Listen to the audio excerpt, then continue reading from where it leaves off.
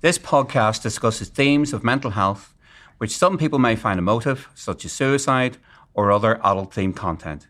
The information contained in this podcast is for entertainment purposes only. All views expressed are solely those of individuals involved and do not represent the opinions of any entity whatsoever with which we have been, are now, or will be affiliated. The information is not meant to diagnose or treat any mental health condition. If you're experiencing mental health symptoms, we encourage you to contact a mental health service within your community. If you're experiencing a mental health emergency, please seek the relevant support and interventions by presenting to your local accident and emergency department or contacting the relevant emergency services. You're listening to the Men's Mental Health Podcast, The Man Hug.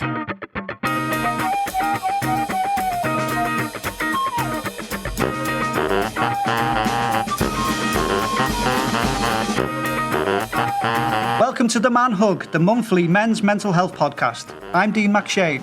I'm Dan Cooper. I'm Ian Pearce-Hayes. And I'm Conleth Kelly. Each month we will discuss a different topic related to men's mental health, which will include a guest speaker who will discuss their own personal story. And each month we will also be showcasing an organisation or charity within the Merseyside area who work within mental health to help build your signposting skills.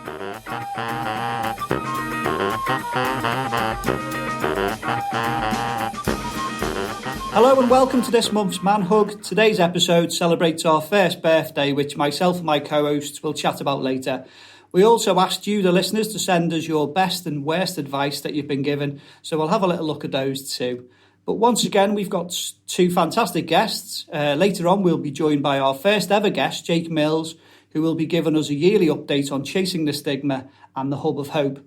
But first, we are really honoured to be joined by Dr John Parrington, who is an Associate Professor at the University of Oxford and author of some incredible books such as The Deeper Genome, Redesigning Life, Mind Shift and Consciousness, How Our Brain Turns Matter into Understanding. So John, a huge thank you from all of us for joining us today here on The Man Hug. Thank you for inviting me. Can you just tell our listeners a little bit about yourself first, John? Yeah, so I teach medicine at the University of Oxford, and I run a lab that's devoted to looking at how chemical signals regulate processes in the body. But I've got a side interest in bigger sort of aspects of science, and that's what led me to write about the genome and new gene editing tools, but more recently consciousness and the mind and how the brain and the mind interconnect. Yeah. So, some of the topics I think that our listeners would really love to hear about, you've written about in your book, Mind Shift. So why did you choose to write about the human mind and what is it that fascinates you? Okay, so I've been interested in the mind for many years, and I suppose you could say everyone really should be interested in how the human mind works. In the sense, we've all got minds, we all use them. But I think it was particularly thinking about novel ideas I'd come up with. I'd heard about how the mind works. And in particular, I was quite influenced some years ago by reading the writings of a guy called Lev Vygotsky, who's a psychologist who worked in Russia in the 20s and 30s. Actually died quite young, tragically, of tuberculosis, but came up with some very interesting ideas about the role of language in human consciousness. And that kind of led me to think, well, how could you expand that in a sort of more modern setting? You know, what have we learned? I mean, Vygotsky died in 1934. So what can we say about the idea how the mind works with modern neuroscience and psychology, really? That's brilliant, thanks. I got the sense when reading the book that the human mind's an incredible thing. You talk an awful lot about its powers and its use in science and technology and music and art and literature. But you also discuss how it can kind of be our own worst enemy as well. So, you know, through your own exploration of creating the book, what did you find most interesting about this? I mean, it's a subject that interests me from a scientific point of view. I'm interested in, you know, how the body works, but what happens when the body, you know, doesn't function as well, stops working or whatever. Sadly, I've got personal experience of dealing with mental distress from the point of view my family. My grandmother died in odd circumstances. My dad the same, unnatural deaths, I suppose you call them. My sister committed suicide. So there's a kind of pattern there, and it's a big thing to deal with in a sort of personal way.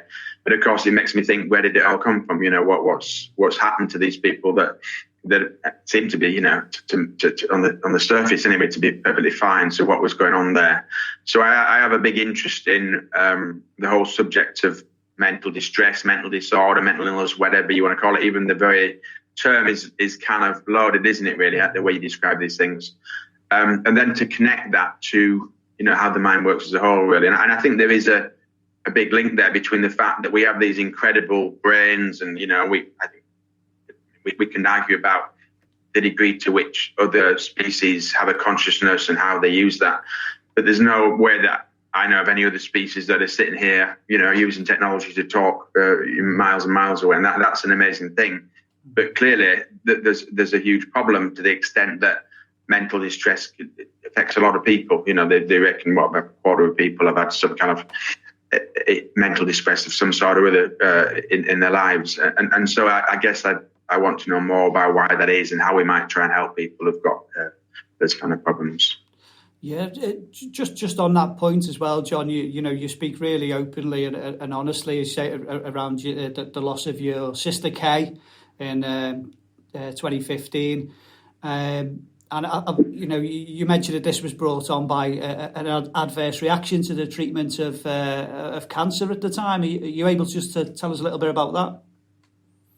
Yeah, and the irony is that the drug that my sister was treated with is called interferon, and it's actually one of the body's own natural chemicals that gets released when we get a viral infection or and it's actually one of the body's defense mechanisms.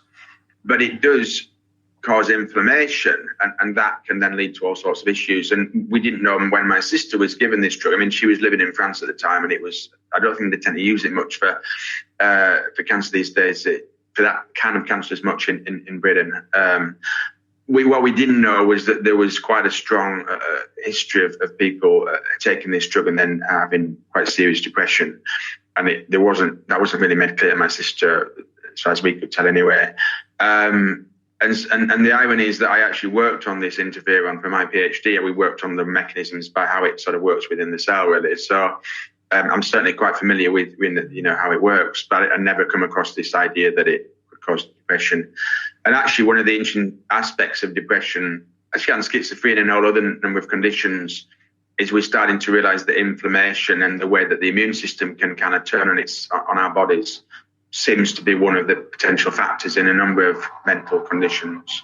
What seems to have happened is that this led to quite an adverse reaction because of the inflammatory side of it, and that then led to such a serious depression that nothing would treat my sister's condition. I mean, they tried drugs, they tried therapy, and it just got worse and worse.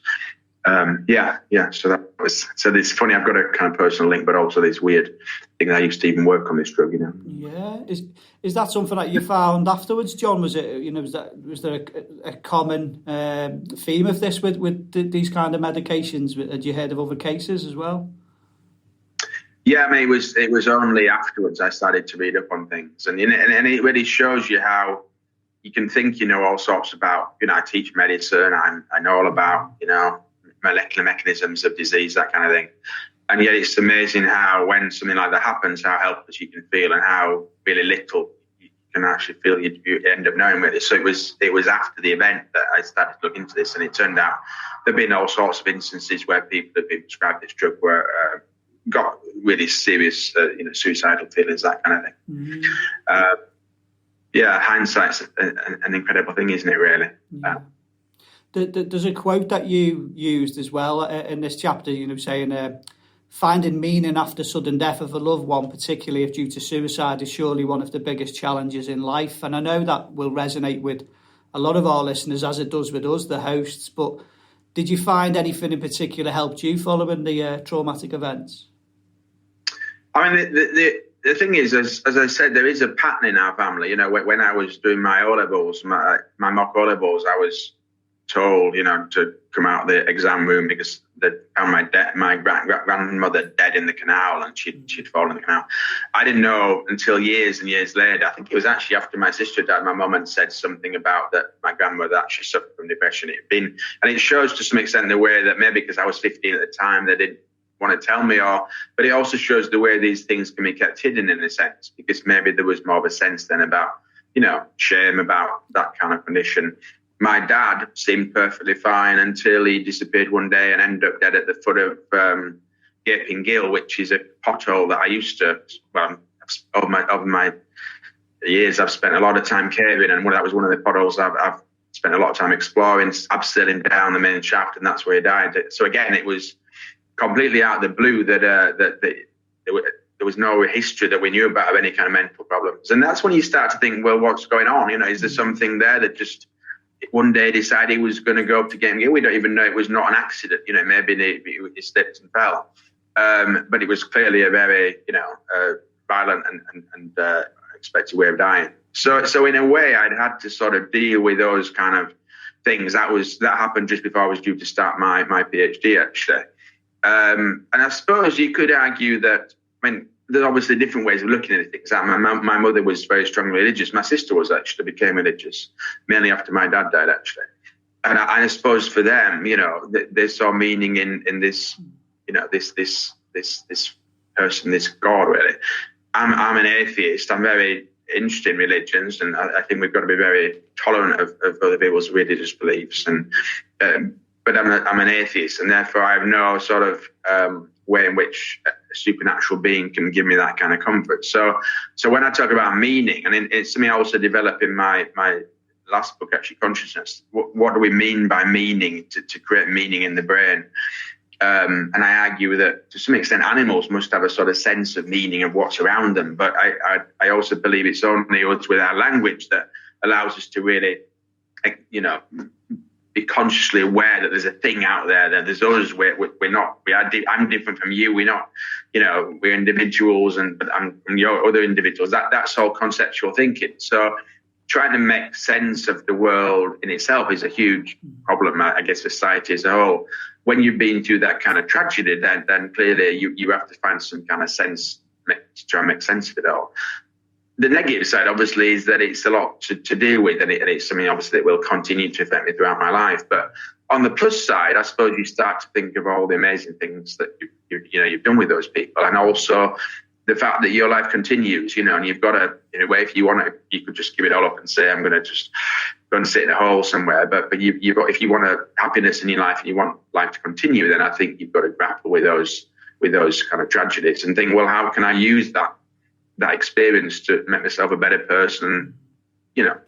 These are huge questions out there, but that's the way I guess how I describe trying to find meaning in things. Yeah. It's really interesting, John. Thank you. And I think, to hear your own personal lived experience will, I say, clearly resonate with an awful lot of our listeners as well. We discuss a lot on the Man Hug about brain health and neurotransmitters, but one of the things I found really fascinating in your book was around the subject of addiction. And we've spoke a lot on here about addiction to drugs, alcohol and gambling. But you talk about a fairly new phenomenon described as a vulnerability in human psychology, and that's internet addiction. So can you tell us a little bit about that, please? Yeah, it's a funny thing, addiction, isn't it? Because people talk about being addicted to shopping, or it could be anything in a sense. And clearly we've learned a lot about the mechanisms that underlie addiction to, say, cocaine or alcohol, cigarettes, or whatever. And there's a kind of physical thing that is all part of the reward system, and it's quite a well described thing now. And of course, different drugs vary in the amount you can get physically addicted to them. Cannabis is an interesting one because it's not really as physically addicted, but of course it can become a very part of, psychologically can become an important part of people's lives, and it can cause problems. Internet addiction. I think I've got a double-edged view about the internet, really, because I can certainly share some of the concerns about the amount of time, young people can be on the internet. That all of us, when we're talking about young people, but particularly the fact that they've grown up in that way of using the internet, almost like just ever since they were born, they've been using the internet. I've got children of 17 and 22, We went through a phase of being worried about my son when he was in his teens. It actually turned out in the end he was diagnosed with ADHD, and that helped us.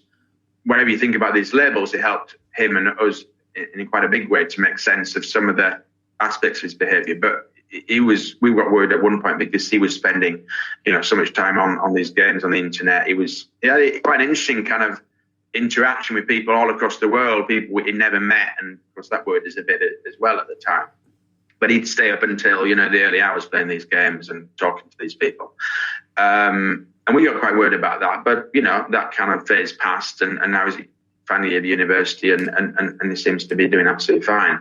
My daughter, we've heard a lot about how particularly young girls, young women, have struggled with the kind of exposure on the internet to the extent, that all these things about showing selfies and being connected to the internet, 24/7.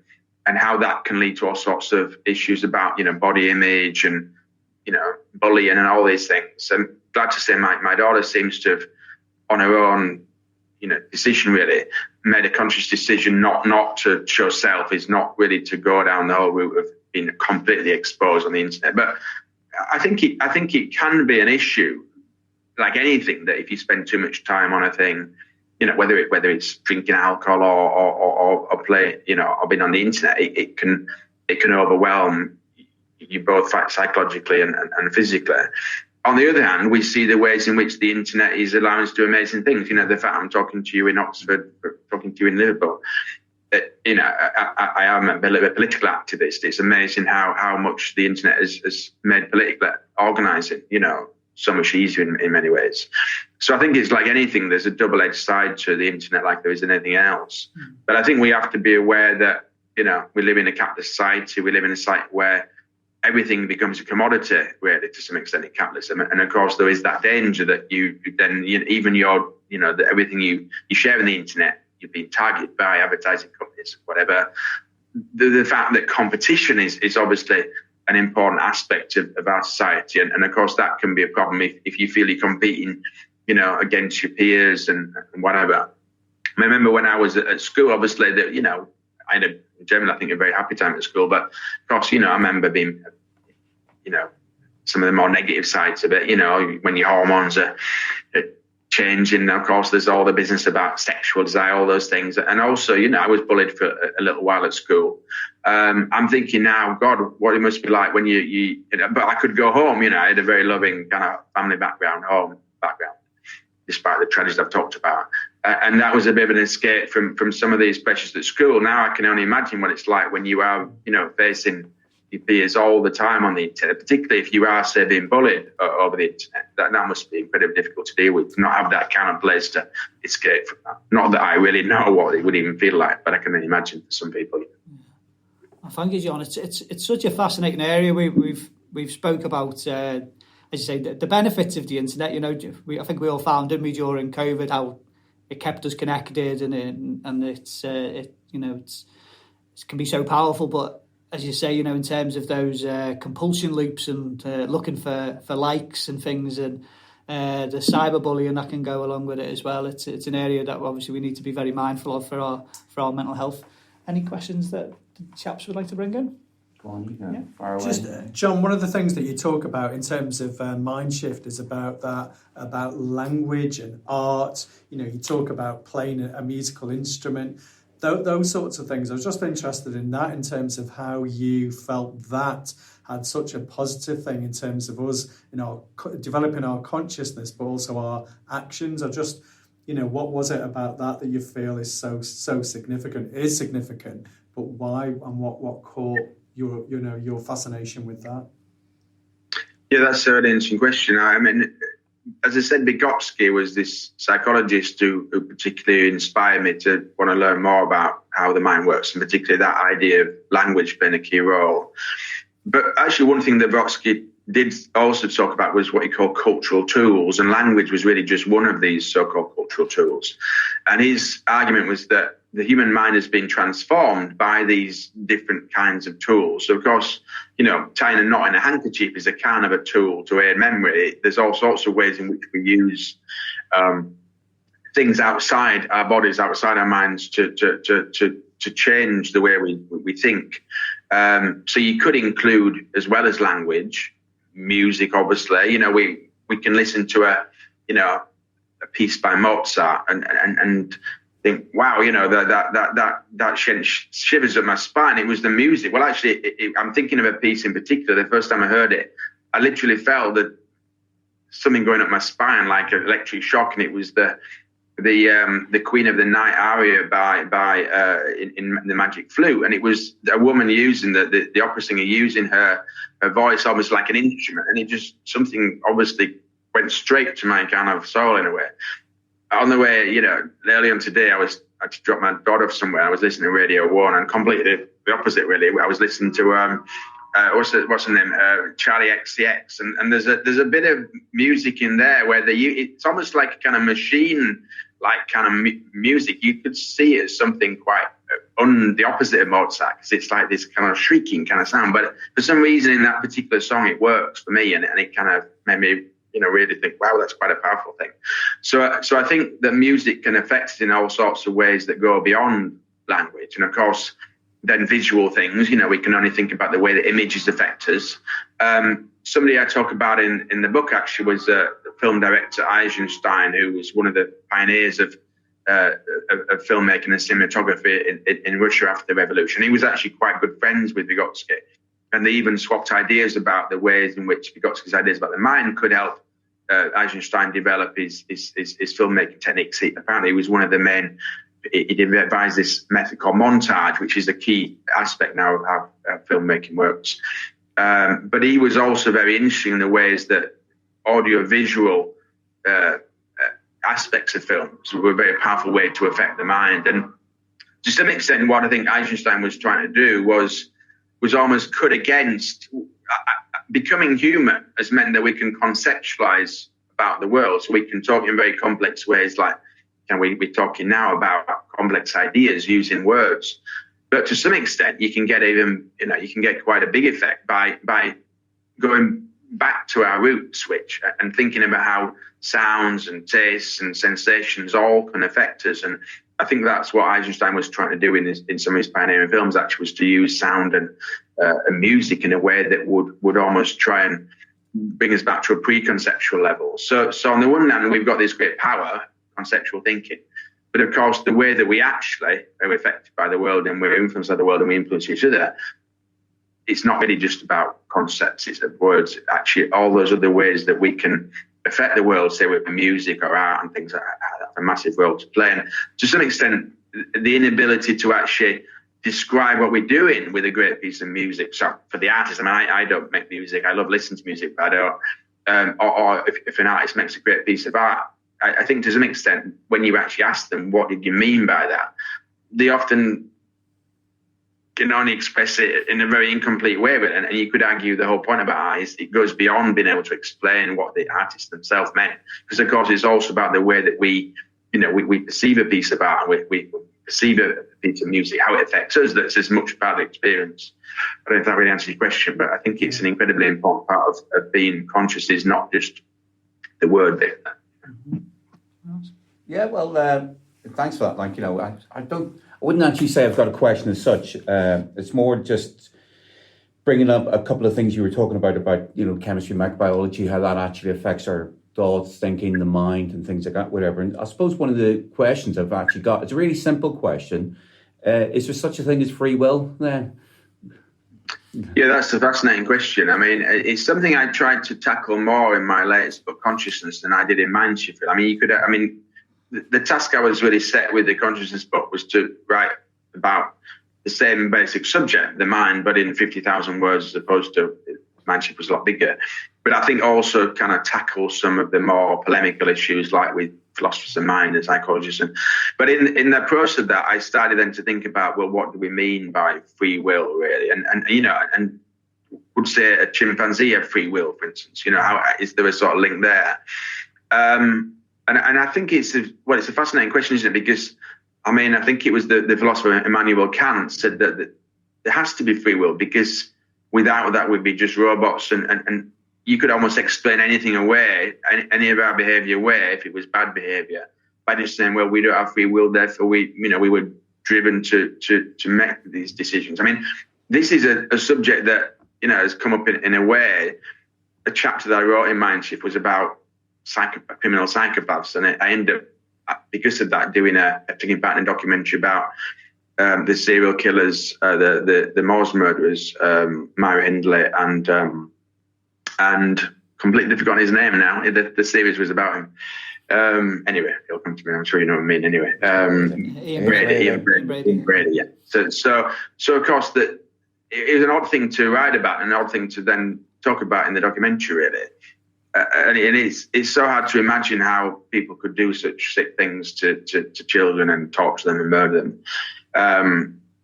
And of course, you could just argue, well, these were sick people, that they had diseased brains or whatever. I mean, sometimes people just say these people are evil, but as a scientist, I find it very difficult to really think like that, because what is evil? It seems to me there's always got to be an explanation for how anybody does things, however bad things are.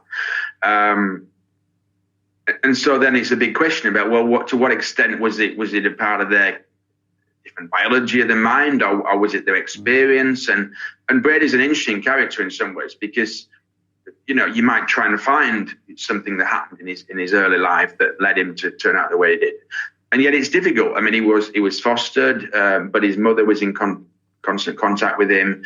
The foster parents, apparently, it was a loving family, and nothing seems to really happen that affect him in that way that you could think, well, that led him to become a serial killer. He went to Borstal, God knows what happened there, things he might not have talked about, but again, there's nothing really obvious you can pin down, and yet there's still a bit of me. So there's a bit of me that thinks, well, it's hard to pin down exactly what made him the way he was, but surely there was something different about his brain.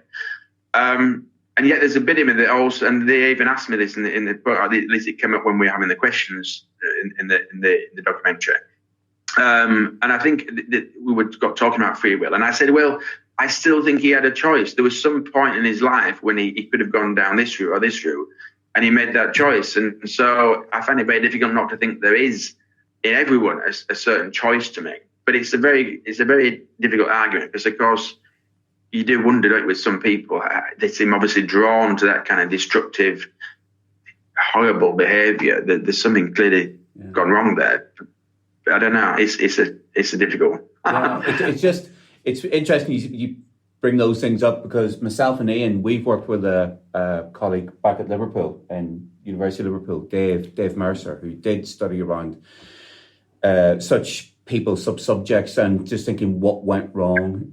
I know from a physical point of view, from a sociological point of view, we can actually predict people's lifespans, what's going to happen to them, nearly say what jobs are going to go into. And I think now it's obviously looking at, psychologically, looking at those things. So I think, very interesting. Thanks for that.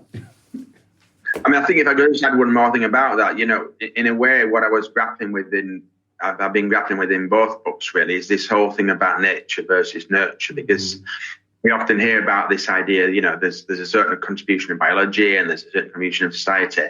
And I think it's a completely wrong way of looking at things, because the idea you can just have, 50% environment, 50% biology, and you can somehow add it up, I don't think really fits with what we're learning about epigenetics, the way that even our genomes are affected by what happens to us in our lives. And certainly I think if we're thinking about things like schizophrenia and depression, we can see how clearly that there's a massive role for experience, the environment.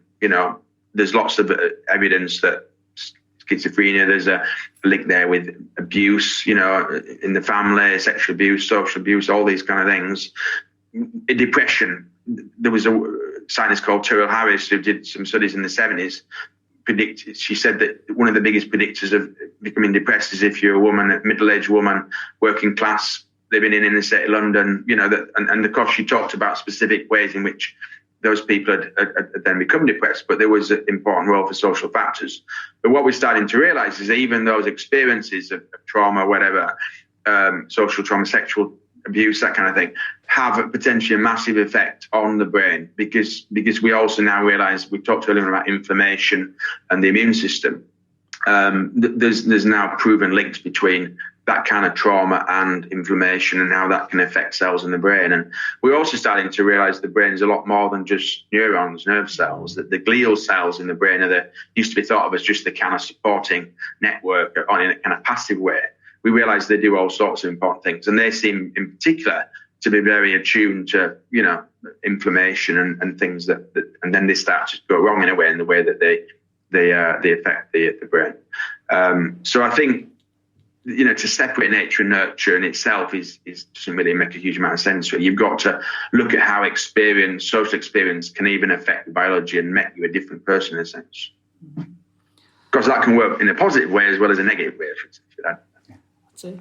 Well, John, thank you so much for joining us. We've found this absolutely fascinating, and I'm sure everyone listening will as well. But and as Ian said at the start, we're big fans of your books as well. So can you just tell our listeners a little bit about how they can follow your progress and read your work? Thank you. Well, thanks that you've enjoyed reading them. Yeah, I mean, in a way, my books have been rather a range of different topics. Sometimes authors write about just one thing. It's quite possible my next book will be about the fertility industry, because I'm a specialist in infertility and reproduction, actually. And I think there's a very interesting kind of angle there to be followed about how the whole industry is becoming. It's harder and harder to get public access to IVF and those kind of techniques. So that's probably going to be my next book for UP. But I've also agreed to write a series of textbooks, actually mini kind of primer textbooks. And the one I've practically finished it actually is called Cognitive Science of Primer. So it's pretty similar themes to those in Mindshift and Consciousness, but written in a more kind of aimed at first year undergraduates. And I'm hoping that it'll still be a readable thing, but it's a bit of a different style writing a textbook.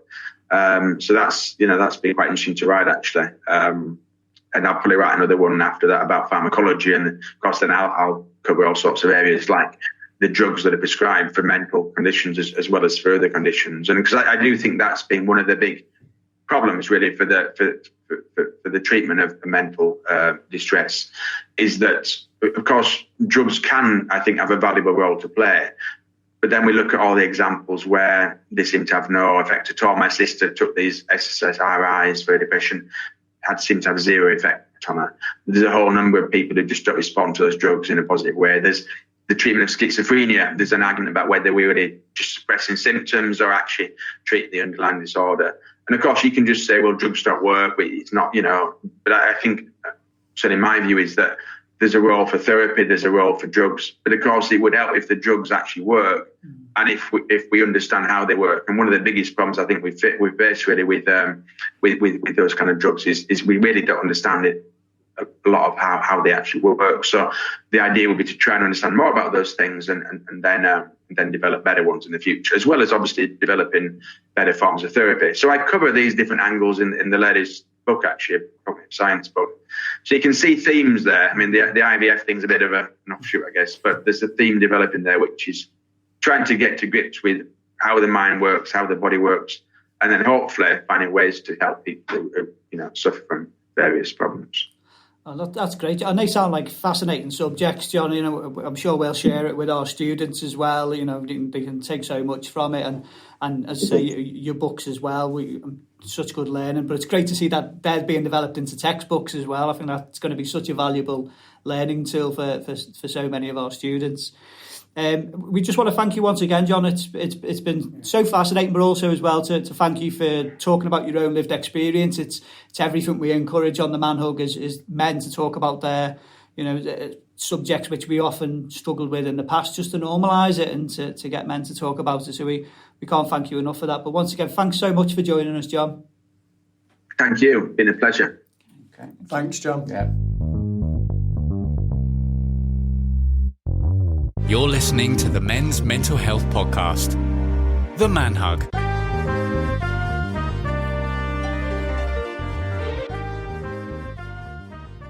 Although unfortunately I'm not there in person today because I'm actually in Portugal at the moment on holiday with my family. So the mind, I mean, what a huge subject to try and talk about when sat in a room by yourself. Usually I'll let you into a secret.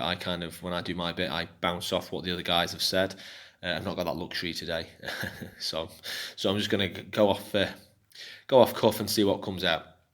Firstly, I know the lads would have said it already, but thanks to John and Jake for taking part in the podcast this month, and particularly to Jake, who was there at the very first one. As people may have seen on social media, we're celebrating 12 months of doing the podcast, and I think it's safe to say that that very first one, where we were all very nervous and not sure of how it was going to go, Jake's story was just so humbling and moving, and gave us really a leg up to want to continue doing what we're doing and getting the message out there. But back to the mind. Well, I usually talk about my own personal experience, and I think it'd be good perhaps to share with everybody at the minute that I'm not going through a good time myself. I'm taking some time out from work because I'm feeling quite stressed and anxious about lots of different things at the moment. I've been reading a book recently. I've been reading a book, I'm reading it now whilst I'm on holiday, and it's written by Paul Merson. It's called Hooked, and it's a story about his addiction. Well, it's a true story, obviously, about his addiction and his road to recovery. And you know what? When we think about the mind, it's really interesting to read about why he has become addicted to alcohol, gambling, drugs, and why he's struggled so much to shake them. And the crux of everything that he's been through is down to his self-perception and his self-confidence and his lack of kind of self-worth, really. And it's quite serendipitous that I'm reading this book at the moment, because these are the similar feelings that I get. People might see this confident person, perhaps as a lecturer, perhaps as a friend, perhaps as somebody who performs in a band, or likes to have a laugh and a joke. But inside, I'm kind of not really that person. I'm quite an insecure person, and I can relate to a lot of what Paul's saying in this book. I don't compare my stress, anxiety, depression to what he's been through. I don't think we should do that anyway, because we're all on this individual path, and we should look at ourselves and how our own mind works. But it's been interesting reading this book, and the fact that, let's say, the underpinning reasons for his addictions to start in the first place were his lack of self-confidence, which is something I can definitely resonate with. I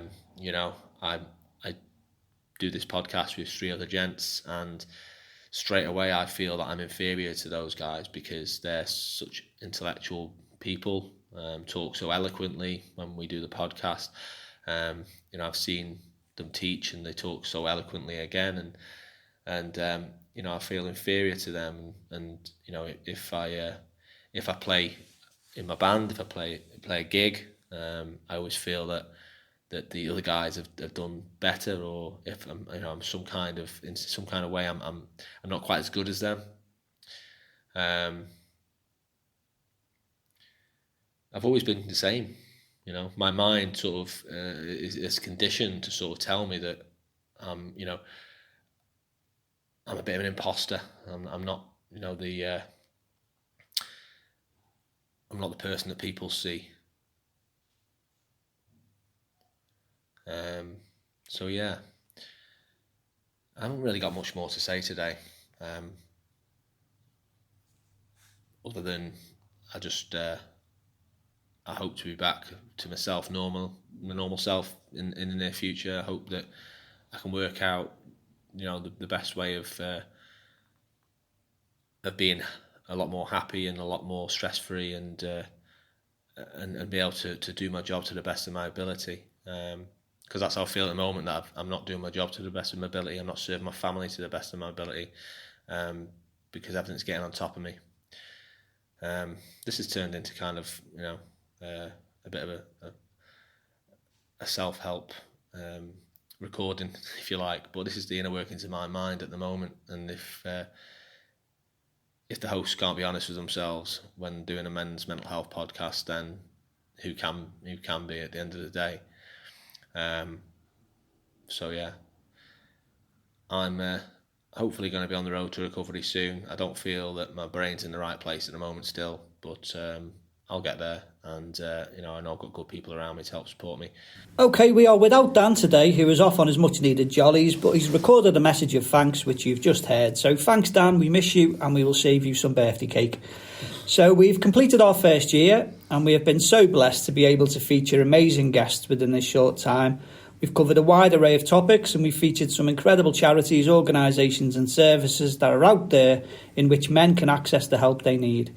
So I want to personally thank everyone who has been involved, including my three wonderful co-hosts, and everyone who likes and shares our work, the regular listeners and all those who promote what we do.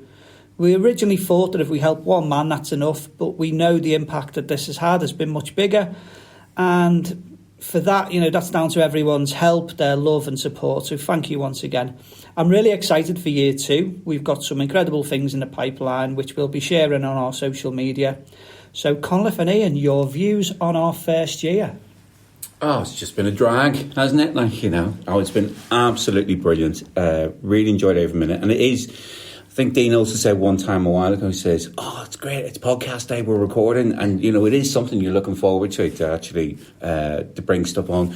And obviously, whenever we do have our guests coming in, we research it, we look into it and go, God, that's a really good way of thinking, different ideas. And it's just really interesting to see. I am very biased, especially within the city of Liverpool, just how people have been going. This isn't working for me. All these professional services are not actually working, and they go to the voluntary, they set up things themselves, they do that, which is, I know it happens in many other cities, but to me it's just one of those blessings of living within this fantastic city. I've got so much out of it. I'm very selfish, just enjoying every minute of it, and I feel I've changed, I've grown.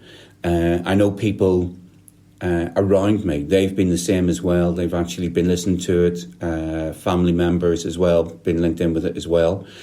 And one thing I have said before is that whenever I've been back, I don't know if you actually realise I am Irish. You've never told us. Now he tells us. Yeah, you thought I was from Burnley, doing that, whatever. So whenever I've been back over in Ireland, there's been times where I've actually had colleagues, friends coming up to me, but to the side and actually going, really, listen to the podcast, thanks for it, whatever, and which is brilliant. It's actually fantastic. But I think one of the sad bits about it is the fact that they take me to one side and they whisper it and things like that. So I'm just saying, oh, bloody hell, but it's nothing to be ashamed of. We've all had issues. We will all have issues, and it's just getting word out there. I think that's the important thing. Yeah. What about you, Ian? Happy birthday, I guess, to the man hug, and also definitely to sharing all the love in terms of the co-host, and also Nat, who's really been as our sound engineer, has been absolutely essential to that. For me, I'm just amazed at where that year's gone. I can still remember that very first podcast where we had Jake, and just being really humbled in terms of his sharing his experiences, and I felt, I guess, a privilege being there, but also a bit voyeuristic in a sense, in terms of, but we were just very clear in terms of that, of sharing and normalising those experiences. And to hear Jake speak so poignantly, and all our guests in terms of their own experience, has just been really important. And it's had, as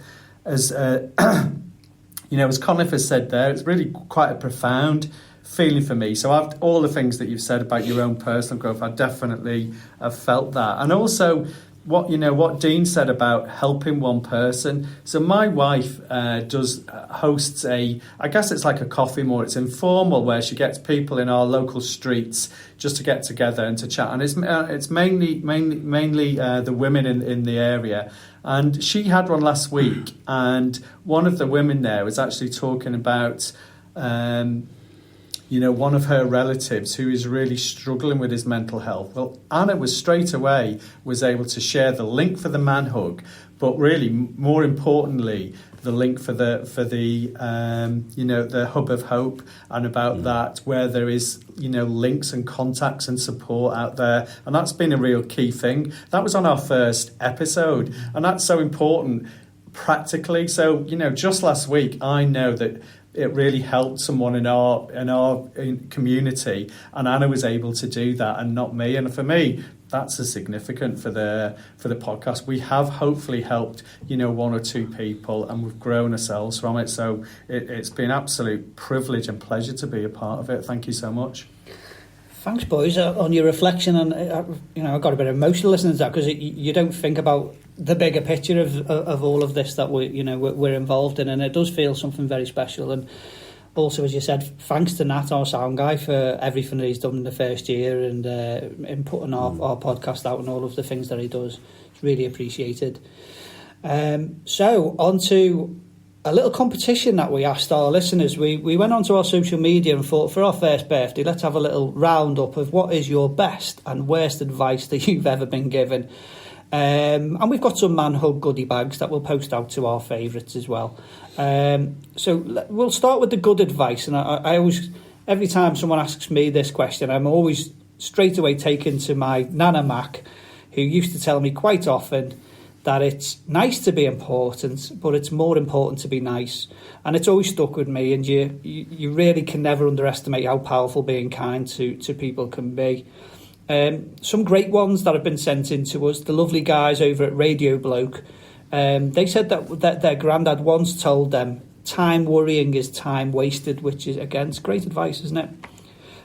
Jo Whitby said her best advice was follow your dreams and become a nurse. What do we think of that, boys? Is that wonderful advice? Yeah, It's your dream. Oh, yeah. Yeah, it's wonderful advice, and we can share that from the big nursing family here. We can all reflect on that. Kerry Hartley said a smile costs nothing. Very simple, great advice. We love that. Emma Davey, listen to really hear. Again, brilliant advice, isn't it? We often don't underestimate the power of listening and being a set of ears for someone, how truly this can make a massive difference. Frankie O'Brien, now this is Frankie, now this one might be a winner, I don't know. So his best advice was listen to the man hug. He's just kissing boots, that's it. Unreal advice that, Frankie. Yeah, listen to the man hug, brilliant. Another good one, Katie Mansfield Loyne. People feel they need permission to tell you how they're feeling.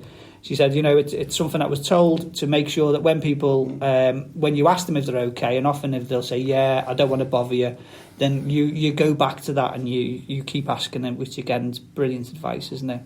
Chaps, any best advice that you've been given? Well, similar to that one from...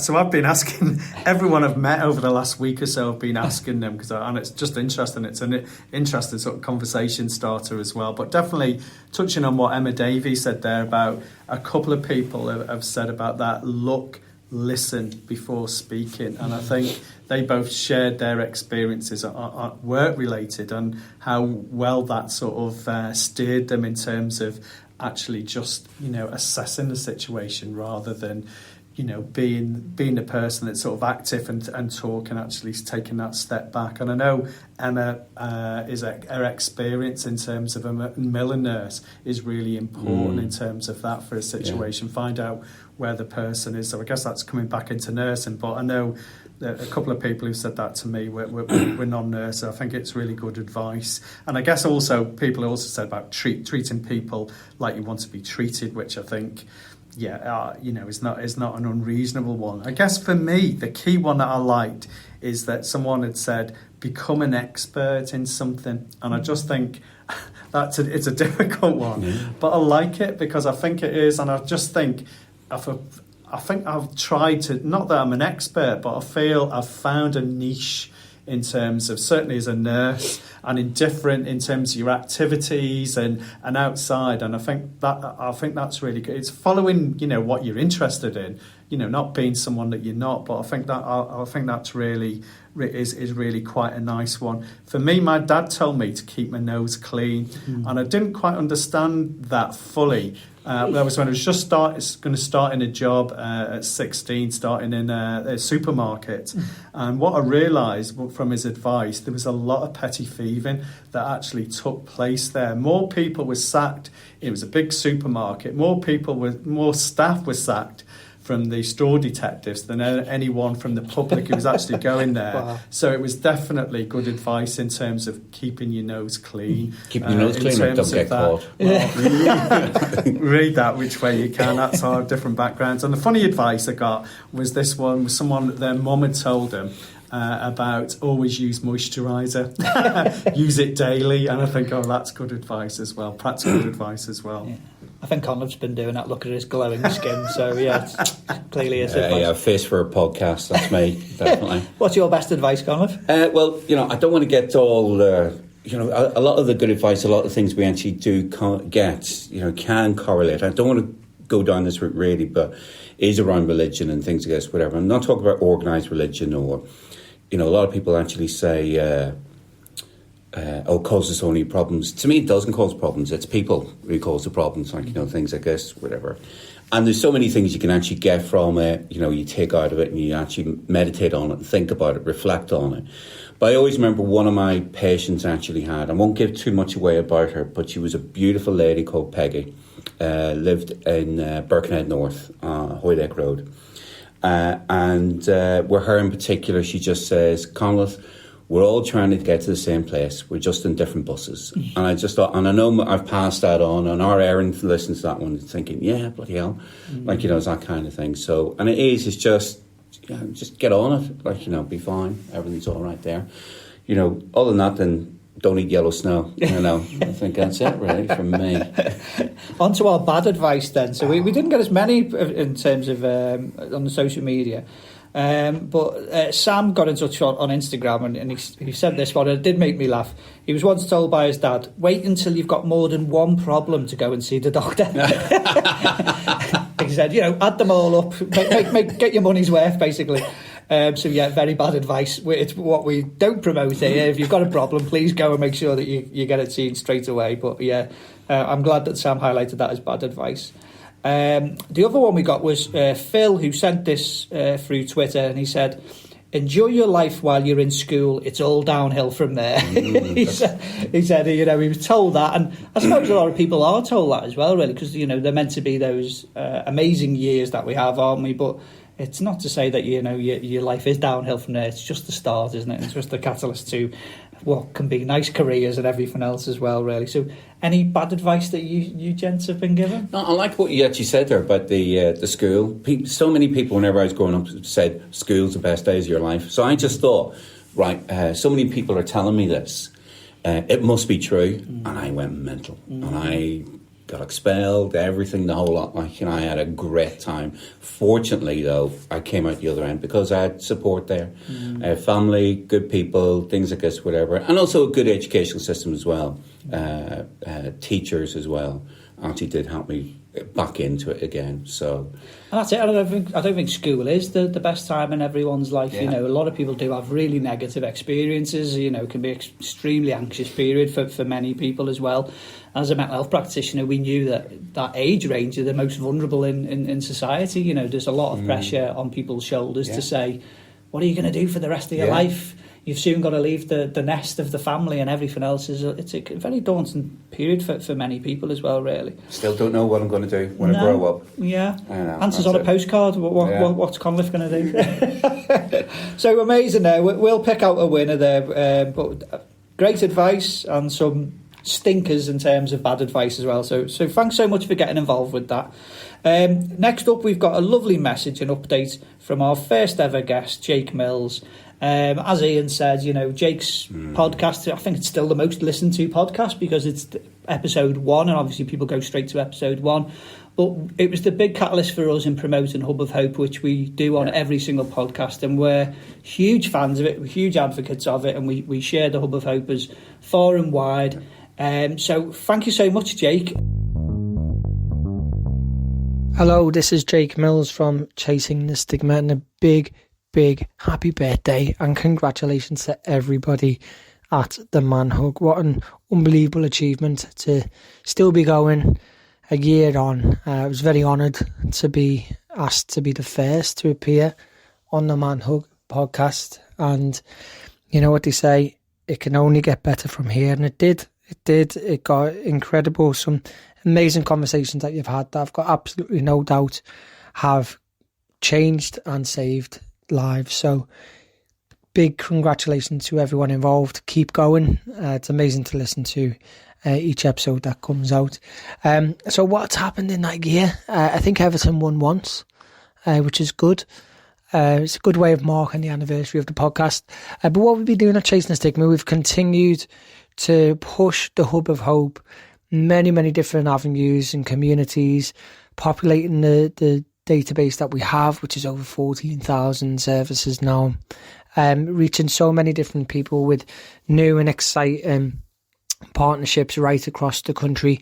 And one of the most recent partnerships actually has been with the Premier League darts, with the world champ Luke Humphries actually supporting and promoting the message of good mental health and the Hub of Hope. So we've got a lot of people to thank for that, and in particular the M&S Arena and everybody connected with the Premier League darts, and of course Luke Humphries himself, world champ, pushing that message is going to get through to a hell of a lot of people. So yeah, we're so grateful for that. But we also do have some exciting news as well with the Hub of Hope, as we are about to embark on the Hub of Hope version 2.0. We have gone through a rigorous process of trying to find a new tech partner who can help us take the Hub of Hope in a new direction to make it a more reliable, safe, responsible and accurate platform that can reach more people in better ways, and being able to look at the data, the insights that we'll be able to collect that can have such a massive impact on national and local policy and commissioning. And we are about to embark on that now. So we have a new provider, and we're starting the rebuild of the Hub of Hope as of this very moment. It won't affect the Hub of Hope as it currently is, so you can still use it, download it the same way that you always would. But very soon, later on in the year, we'll be releasing a very new, powerful, exciting, shiny version of the Hub of Hope, which I'm very, very proud of everyone who's played a part in that at Chasing the Stigma and beyond. So once again, a huge thank you and congratulations to all of you at the Man Hug. You're doing an amazing work.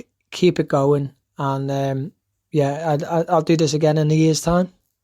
See what you're up to. Never mind me. I'll be at Wembley supporting Everton getting through the Championship playoff or something. All the best. If you or anybody else you know is struggling with their mental health, visit hubofhope.co.uk or download the app today and find local and national mental health support. Please make sure that you follow us on Twitter. It's @TheManHug. Thanks for tuning in, and we will see you next month.